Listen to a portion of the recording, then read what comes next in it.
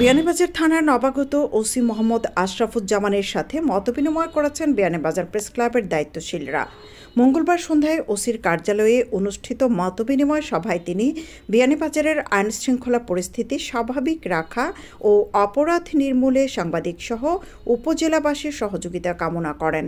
এ সময় বিয়ানীবাজার থানার পুলিশ পরিদর্শক তদন্ত মোহাম্মদ সবেদ আলীও উপস্থিত ছিলেন। নির্ঝঞ্ঝাটভাবে বিয়ে, ওয়ালিমা সহ যে কোনো সামাজিক অনুষ্ঠান আয়োজনের কথা ভাবছেন? বিয়ানীবাজারে দেশ ও প্রবাসীদের সে নিশ্চয়তা দিচ্ছেন বাবুর্চি আনোয়ার হোসেন। কমিউনিটি সেন্টার ভাড়াসহ উন্নতমানের প্রতি প্লেট খাবার সরবরাহ, বাবুর্চি, সার্ভিসম্যান সবই করা হবে গ্রাহকের চাহিদা অনুসারে।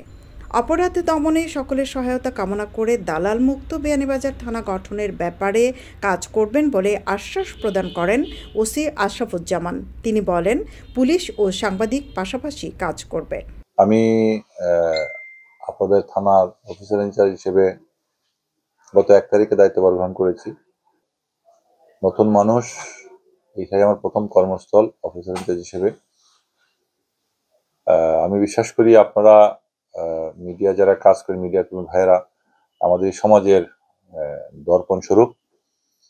আমরা আপনাদের সহায়তা নিয়ে, আপামর জনগণের সহায়তা নিয়ে আমরা সবাই একে অন্যের পরিবেশ কাজ করে এই বিয়ানীবাজারকে সুন্দর রাখতে এবং সকলের জন্য বাসযোগ্য একটা নিরাপদ থানা হিসেবে রাখতে, গড়ে তুলতে একে অন্যের পরিবেশ হিসেবে কাজ করব। আশা করি আমরা আপনাদের সকলের সহযোগিতা পেলে আগামী দিনগুলো আমরা সুন্দরভাবে কাজ করে এবং এগিয়ে নিয়ে যেতে পারবো। আপনাদের সকলের সহযোগিতা চাই। মতবিনিময় সভায় উপস্থিত ছিলেন বিয়ানীবাজার জার্নালিস্ট অ্যাসোসিয়েশনের সভাপতি আহমেদ ফয়সাল, বিয়ানীবাজার প্রেস ক্লাবের সভাপতি সোয়াইবুর রহমান স্বপন, সাধারণ সম্পাদক তোফায়েল আহমদ, সহসভাপতি শাহেদ আহমদ, বিয়ানীবাজার রিপোর্টার্স ইউনিটির সভাপতি এহসান খোকন ও সাধারণ সম্পাদক শহীদুল আলম সাজু।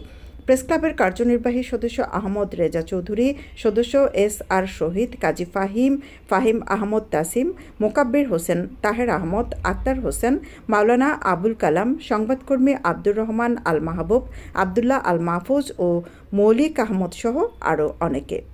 সৈয়দা আখি হক, ABTV।